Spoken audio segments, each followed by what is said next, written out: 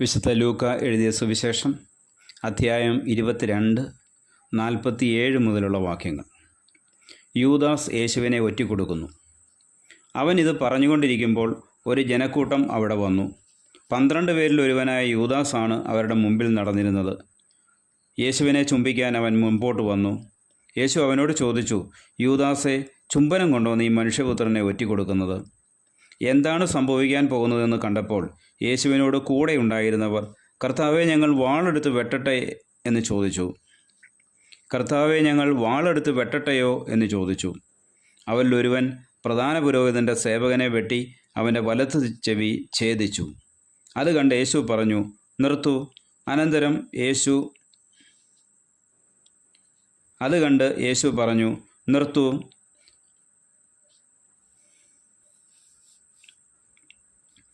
അവനിത് പറഞ്ഞുകൊണ്ടിരിക്കുമ്പോൾ ഒരു ജനക്കൂട്ടം അവിടെ വന്നു.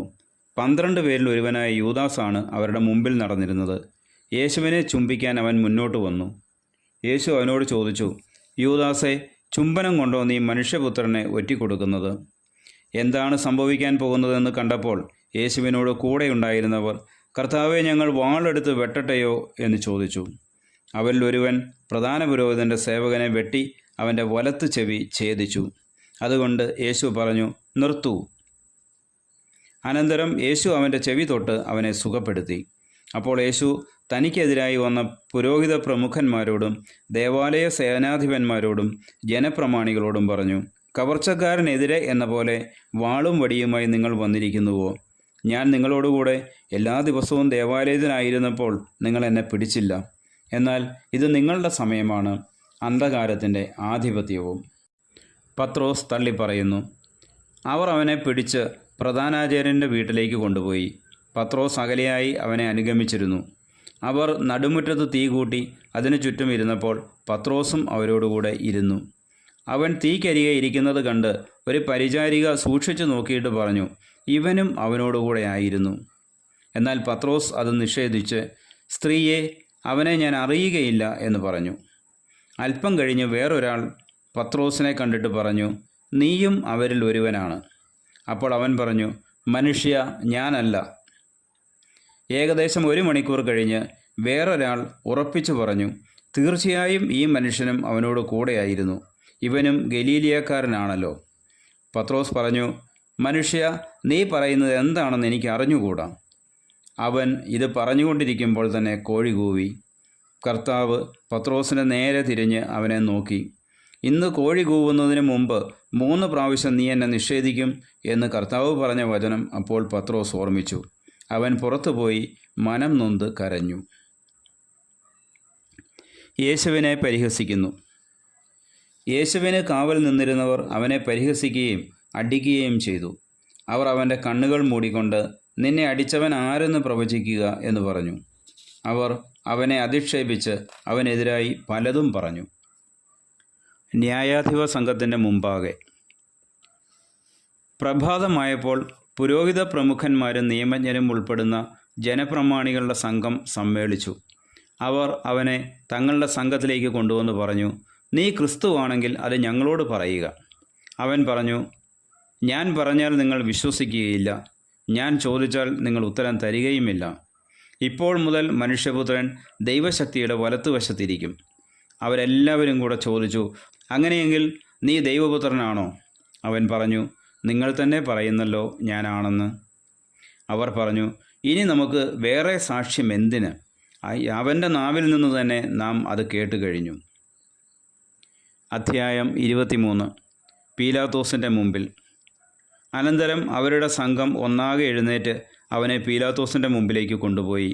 അവർ അവൻ്റെ മേൽ കുറ്റം ചുമത്താൻ തുടങ്ങി. ഈ മനുഷ്യൻ ഞങ്ങളുടെ ജനത്തെ വഴിതെറ്റിക്കുകയും സീസറിന് നികുതി കൊടുക്കുന്നത് നിരോധിക്കുകയും താൻ രാജാവായി ക്രിസ്തുവാണെന്ന് അവകാശപ്പെടുകയും ചെയ്യുന്നതായി ഞങ്ങൾ കണ്ടിരിക്കുന്നു. പീലാത്തോസ് അവനോട് ചോദിച്ചു, നീ യഹൂദരുടെ രാജാവാണോ? അവൻ മറുപടി പറഞ്ഞു, നീ തന്നെ പറയുന്നുവല്ലോ. പീലാത്തോസ് പുരോഹിത പ്രമുഖന്മാരോടും ജനക്കൂട്ടത്തോടും പറഞ്ഞു, ഞാൻ ഈ മനുഷ്യനിൽ ഒരു കുറ്റവും കാണുന്നില്ല. അവരാകട്ടെ നിർബന്ധപൂർവം പറഞ്ഞു, ഇവൻ ഗലീലി മുതൽ ഇവിടം വരെയും യൂദയായിലെങ്ങും പഠിപ്പിച്ചുകൊണ്ട് ജനത്തെ ഇളക്കിവിടുന്നു. ഹെറോദേസിൻ്റെ മുമ്പിൽ. ഇത് കേട്ട് പീലാത്തോസ്, ഈ മനുഷ്യൻ ഗലീലിയക്കാരനാണോ എന്ന് ചോദിച്ചു. അവൻ ഹെറോദേസിൻ്റെ അധികാരത്തിൽപ്പെട്ടവനാണെന്ന് അറിഞ്ഞപ്പോൾ പീലാത്തോസ് അവനെ അവൻ്റെ അടുത്തേക്ക് അയച്ചു. ആ ദിവസങ്ങളിൽ ഹെറോദേസ് ജെറൂസലേമിലുണ്ടായിരുന്നു. ഹെറോദേസ് യേശുവിനെ കണ്ടപ്പോൾ അത്യധികം സന്തോഷിച്ചു. എന്തെന്നാൽ അവൻ യേശുവിനെപ്പറ്റി കേട്ടിരുന്നതുകൊണ്ട് അവനെ കാണാൻ ആഗ്രഹിച്ചിരുന്നു. അവൻ ചെയ്യുന്ന ഏതെങ്കിലും അത്ഭുതം കാണാമെന്ന് പ്രതീക്ഷിക്കുകയും ചെയ്തിരുന്നു. അതിനാൽ അവൻ പലതും അവനോട് ചോദിച്ചു. പക്ഷെ അവൻ ഒന്നിനും ഉത്തരം പറഞ്ഞില്ല. പ്രധാന പുരോഹിതന്മാരും നിയമജ്ഞരും അവൻ്റെ മേൽ ആവേശപൂർവ്വം കുറ്റം ചുമത്തിക്കൊണ്ട് ചുറ്റും നിന്നിരുന്നു. ഹെറോദേസ് പടയാളികളോട് ചേർന്ന് അവനോട് നിന്ദ്യമായി പെരുമാറുകയും അവനെ അധിക്ഷേപിക്കുകയും ചെയ്തു. അവൻ യേശുവിനെ പകിട്ടേറിയ വസ്ത്രം ധരിപ്പിച്ച് പീലാത്തോസിൻ്റെ അടുത്തേക്ക് തിരിച്ചയച്ചു. അന്നു മുതൽ ഹെറോദേസും പീലാത്തോസും പരസ്പരം സ്നേഹിതന്മാരായി. മുമ്പ് അവർ ശത്രുതയിലാണ് കഴിഞ്ഞിരുന്നത്. യേശുവിനെ വിധിക്കുന്നു. പീലാത്തോസ് പുരോഹിത പ്രമുഖന്മാരെയും നേതാക്കന്മാരെയും ജനത്തെയും ഒന്നിച്ചുകൂട്ടി അവരോട് പറഞ്ഞു, ജനത്തെ വഴിപിഴപ്പിക്കുന്നു എന്ന് പറഞ്ഞ് നിങ്ങൾ ഇവനെ എൻ്റെ മുമ്പിൽ കൊണ്ടുവന്നു. ഇതാ നിങ്ങളുടെ മുമ്പിൽ വെച്ച് തന്നെ ഇവനെ ഞാൻ വിസ്തരിച്ചു. നിങ്ങൾ ആരോപിക്കുന്ന കുറ്റങ്ങളിൽ ഒന്നുപോലും ഇവനിൽ ഞാൻ കണ്ടില്ല, ഹെറോദേസും കണ്ടില്ല.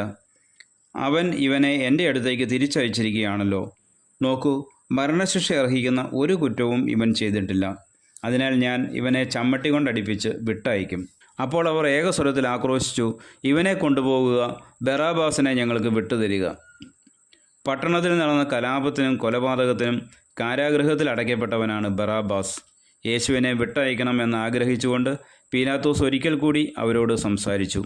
അവരാകട്ടെ, ക്രൂശിക്കുക, അവനെ ക്രൂശിക്കുക എന്ന് വിളിച്ചു പറഞ്ഞുകൊണ്ടിരുന്നു. പീലാത്തോസ് മൂന്നാം പ്രാവശ്യവും അവരോട് ചോദിച്ചു, അവൻ എന്ത് തിന്മ പ്രവർത്തിച്ചു? വധശിക്ഷ അർഹിക്കുന്ന ഒരു കുറ്റവും ഞാൻ അവനിൽ കണ്ടില്ല. അതുകൊണ്ട് ഞാൻ അവനെ ചമ്മട്ടി കൊണ്ട് അടിപ്പിച്ച് വിട്ടയക്കും. അവനെ ക്രൂശിക്കണമെന്ന് അവർ നിർബന്ധപൂർവ്വം ഉച്ചത്തിൽ വിളിച്ചു പറഞ്ഞുകൊണ്ടിരുന്നു. അവസാനം അവരുടെ നിർബന്ധം തന്നെ വിജയിച്ചു. അവർ ആവശ്യപ്പെട്ടത് അനുവദിച്ചു കൊടുക്കാൻ പീലാത്തോസ് തീരുമാനിച്ചു.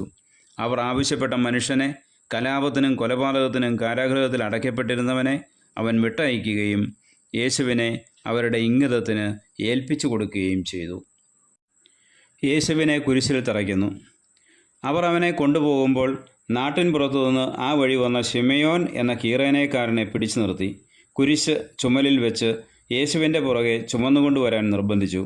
ഒരു വലിയ ജനക്കൂട്ടവും കരയുകയും മുറവിളി കൂട്ടുകയും ചെയ്തിരുന്ന സ്ത്രീകളുടെ സമൂഹവും യേശുവിൻ്റെ പിന്നാലെ പോയിരുന്നു. അവരുടെ നേരെ തിരിഞ്ഞ് യേശു പറഞ്ഞു, ജെറുസലേം പുത്രിമാരെ, എന്നെ പ്രതി നിങ്ങൾ കരയേണ്ട, നിങ്ങളെയും നിങ്ങളുടെ മക്കളെയും പ്രതി കരയുവിൻ. എന്തെന്നാൽ വന്ധ്യകൾക്കും പ്രസവിക്കാത്ത ഉദരങ്ങൾക്കും പാലൂട്ടാത്ത മുലകൾക്കും ഭാഗ്യം എന്ന് പറയപ്പെടുന്ന ദിവസങ്ങൾ വരും. അന്നവർ പർവ്വതങ്ങളോട് ഞങ്ങളുടെ മേൽ വീഴുക എന്നും കുന്നുകളോട് ഞങ്ങളെ മൂടിക്കളയുക എന്നും പറയാൻ തുടങ്ങും. പച്ചത്തടിയോട് അവർ ഇങ്ങനെയാണ് ചെയ്യുന്നതെങ്കിൽ ഉണങ്ങിയതിന് എന്ത് സംഭവിക്കും? കുറ്റവാളികളായ മറ്റ് 2 പേരെ കൂടെ അവനോടൊപ്പം വധിക്കാൻ അവർ കൂട്ടിക്കൊണ്ടുപോയി. തലയോട് എന്ന് വിളിക്കപ്പെടുന്ന സ്ഥലത്ത് അവർ വന്നു. അവിടെ അവർ അവനെ കുരിശിൽ തറച്ചു. ആ കുറ്റവാളികളെയും ഒരുവനെ അവൻ്റെ വലത്തുവശത്തും ഇതരനെ ഇടത്തുവശത്തും ക്രൂശിച്ചു. യേശു പറഞ്ഞു, പിതാവേ, അവരോട് ക്ഷമിക്കണമേ, അവർ ചെയ്യുന്നത് എന്തെന്ന് അവർ അറിയുന്നില്ല. അവൻ്റെ വസ്ത്രങ്ങൾ ഭാഗിച്ചെടുക്കാൻ അവർ കുറിയിട്ടു. ജനം നോക്കി നിന്നു. പ്രമാണികളാകട്ടെ അവനെ പരിഹസിച്ച് പറഞ്ഞു, ഇവൻ മറ്റുള്ളവരെ രക്ഷിച്ചു. ഇവൻ ദൈവത്തിൻ്റെ ക്രിസ്തുവാണെങ്കിൽ, അവിടുത്തെ തിരഞ്ഞെടുക്കപ്പെട്ടവനാണെങ്കിൽ തന്നെ രക്ഷിക്കട്ടെ.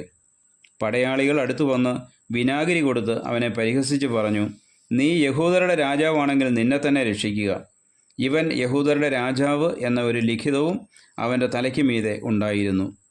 കുരിശിൽ തൂക്കപ്പെട്ടിരുന്ന കുറ്റവാളികളിൽ ഒരുവൻ അവനെ ദുഷിച്ച് പറഞ്ഞു, നീ ക്രിസ്തുവല്ലേ, നിന്നെയും ഞങ്ങളെയും രക്ഷിക്കുക. അപരൻ അവനെ ശകാരിച്ചു പറഞ്ഞു, നീ ദൈവത്തെ ഭയപ്പെടുന്നില്ലേ? നീയും അതേ ശിക്ഷാവിധിയിൽ തന്നെയാണല്ലോ. നമ്മുടെ ശിക്ഷാവിധി ന്യായമാണ്. നമ്മുടെ പ്രവൃത്തികൾക്ക് തക്ക പ്രതിഫലം നമുക്ക് ലഭിച്ചിരിക്കുന്നു. ഇവൻ ഒരു തെറ്റും ചെയ്തിട്ടില്ല. അവൻ തുടർന്നു, യേശുവേ, നീ നിൻ്റെ രാജ്യത്ത് പ്രവേശിക്കുമ്പോൾ എന്നെയും ഓർക്കണമേ. യേശു അവനോട് അരുളി ചെയ്തു, സത്യമായി ഞാൻ നിന്നോട് പറയുന്നു, നീ ഇന്ന് എന്നോടുകൂടെ പറുദീസായിലായിരിക്കും. യേശുവിൻ്റെ മരണം. അപ്പോൾ ഏകദേശം 6-ാം മണിക്കൂറായിരുന്നു. 9-ാം മണിക്കൂർ വരെ ഭൂമി മുഴുവൻ അന്ധകാരം വ്യാപിച്ചു. സൂര്യൻ ഇരുണ്ടു. ദേവാലയത്തിലെ തിരശ്ശീല നടുവേ കീറി. യേശു ഉച്ചത്തിൽ നിലവിളിച്ച് പറഞ്ഞു, പിതാവേ, അങ്ങയുടെ കരങ്ങളിൽ എൻ്റെ ആത്മാവിനെ ഞാൻ സമർപ്പിക്കുന്നു. ഇത് പറഞ്ഞ് അവൻ ജീവൻ വെടിഞ്ഞു.